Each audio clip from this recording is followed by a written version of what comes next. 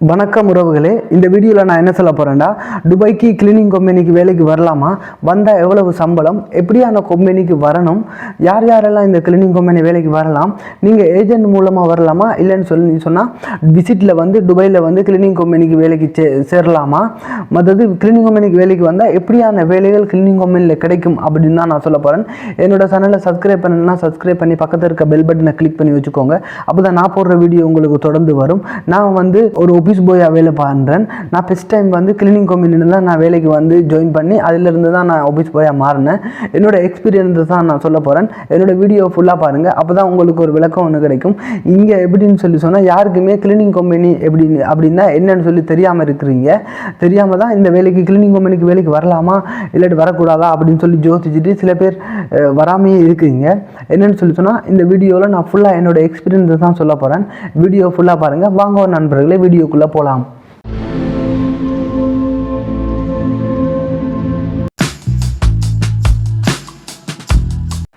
Okay நண்பர்களே, முதலாவது வந்து கிளீனிங் கம்பெனிக்கு வேலைக்கு வரலாமா அப்படின்னு சொல்லி பார்ப்போம்.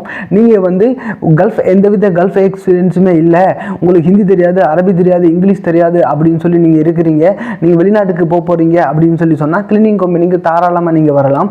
எல்லோரும் சொல்லுவாங்க, நீங்கள் இப்போ வெளிநாட்டுக்கு வர போகிறேன் அப்படின்னு சொல்லி சொன்னால் ஃபஸ்ட் டைம் யார்ட்டையாவது கேட்பீங்க, வெளிநாட்டில் இருக்கிறவங்களுக்கு நான் எப்படி வெளிநாட்டுக்கு வர போகிறேன், கிளீனிங் கம்பெனியில் வர போகிறேன் அப்படின்னு சொல்லுவீங்க, கேட்பீங்க. அவங்க அந்த டைமில் அவங்க சொல்லுவாங்க கிளீனிங் கம்பெனிக்கா, இல்லை வந்துடாத அப்படின்னு சொல்லுவாங்க. கிளீனிங் கம்பெனிக்கு வந்தால் கஷ்டம், சம்பளமெல்லாம் குறைவு அப்படின்னு சொல்லுவாங்க.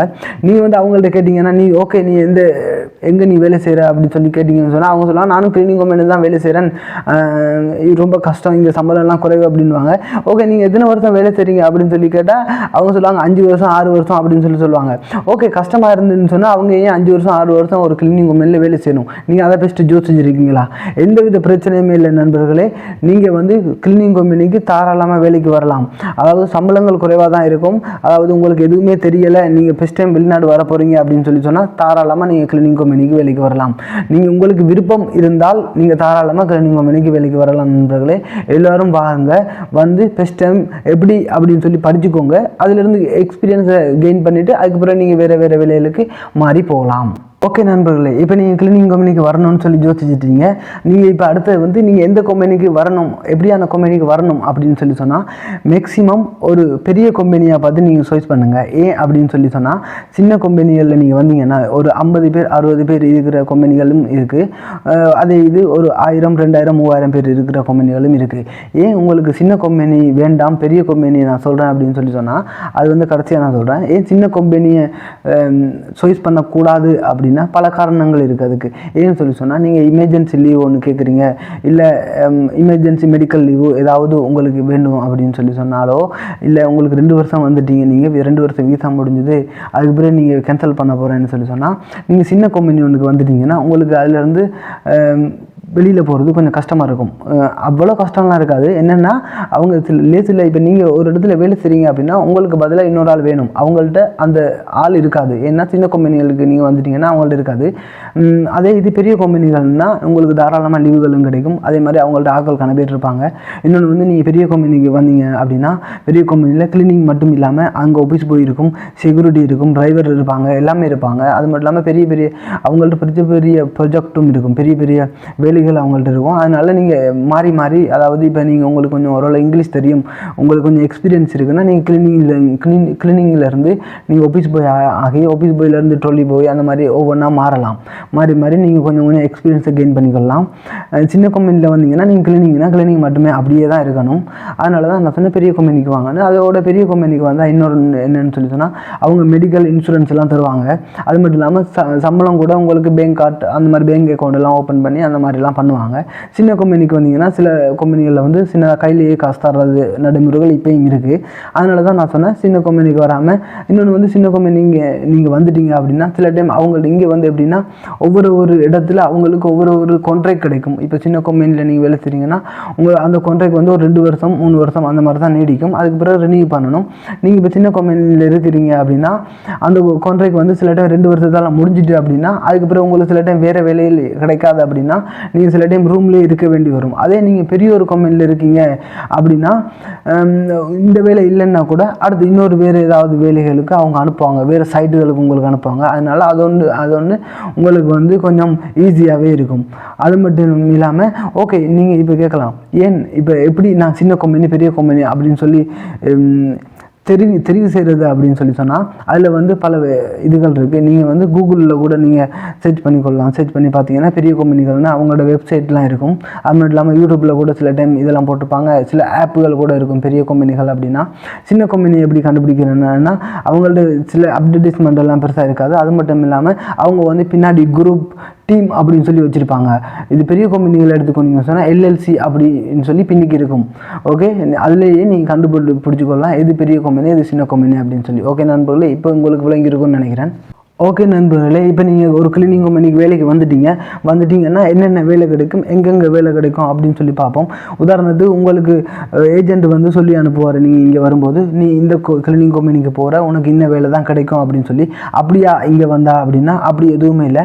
உதாரணத்துக்கு என்ன எடுத்துக்கோனீங்கன்னா, நான் இங்கே வரும்போது எனக்கு ஏஜென்ட் சொல்லி அனுப்புனது நீ இந்த கிளீனிங் கம்பெனிக்கு தான் போகிற, உனக்கு இன்ன வேலை தான் கிடைக்கும் அப்படின்னு சொல்லி சொன்னார். நான் இங்கே வந்து பார்த்தா எனக்கு இந்த வேலையாக கிடைச்சதுன்னா அப்படி எதுவுமே இல்லை. ஏன் அப்படின்னா கிளீனிங் கம்பெனியில் வந்து பல வெரைட்டிஸ் இருக்குது. இப்போ நீங்கள் கிளீனிங் கம்பெனி எடுத்துக்கோனீங்கன்னா ஆஃபீஸ் வெளியே வேலை கிடைக்கலாம், சில டைம் ஸ்கூல், சில டைம் மால், சில டைம் ரெஸ்டாரண்ட், சில டைம் வெளியே பார்க்கிங்களில் கூட வேலை கிடைக்கலாம். அந்த மாதிரி பல வேலைகள் உங்களுக்கு கிடைக்கலாம். இன்னொன்று வந்து கிளீனிங் கம்பெனி எடுத்திங்கன்னா தனியாக கிளீனிங் மட்டுமா இருக்கும் அப்படின்னா அப்படி இல்லை. ஆஃபீஸ் பாய் கிடைக்கலாம், செக்யூரிட்டி, டிரைவர். இப்போ நீங்கள் துபாயில் வந்து டிரைவிங் லைசன்ஸ் எடுத்துட்டீங்க அப்படின்னா டிரைவராக கூட மாறிக்கொள்ளலாம். இன்னொன்று வந்து இப்போ பெரிய சூப்பர் மார்க்கெட்டில் வந்து நீங்கள் கேள்விப்பட்டிருப்பீங்க ட்ரோலி பாய் அப்படின்னா அதாவது சூப்பர் மார்க்கெட்லேருந்து சாமான் எல்லாம் ட்ரொலியில் வச்சு உருட்டி கொண்டு வந்து வாகனத்தில் கார்களில் ஏற்றி விடுறது. அந்த மாதிரி வேலைகள் கூட உங்களுக்கு கிடைக்கலாம். நீங்கள் வந்து இப்போ புதுசாக ஒரு கிளீனிங் கம்பெனிக்கு வேலைக்கு வந்துட்டீங்க அப்படின்னா உங்களுக்கு வந்து கிளீனிங் வேலை தான் கிடைக்கும். ஏன்னு சொன்னால் இங்கே வந்து எக்ஸ்பீரியன்ஸை பொறுத்து தான் வேலைகள் கிடைக்கும். உங்களுக்கு வந்து கிளீனிங் வேலை கிடைக்கிறதுக்கு தான் வாய்ப்பு இருக்குது. ஓகே நண்பர்களே, சம்பளம் எவ்வளோ கிடைக்கும் அப்படின்னு சொல்லி பார்ப்போம். சம்பளம் வந்து 900 டிராம்லேருந்து 1200 டிராமுக்குள்ளே சம்பளம் கிடைக்கிறதுக்கு வாய்ப்பு இருக்குது. சில கம்பெனியில் 1400 டிராமும் சம்பளம் கொடுக்குறாங்க. அது உங்கள் எக்ஸ்பீரியன்ஸை பொறுத்தது. நீங்கள் இப்போ வந்து 2 வருஷம் விசா முடிச்சுட்டு அதுக்கு பிறகு திருப்பி அதே கம்பெனியில் நீங்கள் ரெனியூ பண்ணுறீங்க அப்படின்னா சில கம்பெனியில் 100 ரூபா 100 டிராம், இல்லாட்டி சில கம்பெனியில் 50 டிராம் கூட்டி கொடுக்குறாங்க. அது நீங்கள் வர கம்பெனியை பொறுத்தது.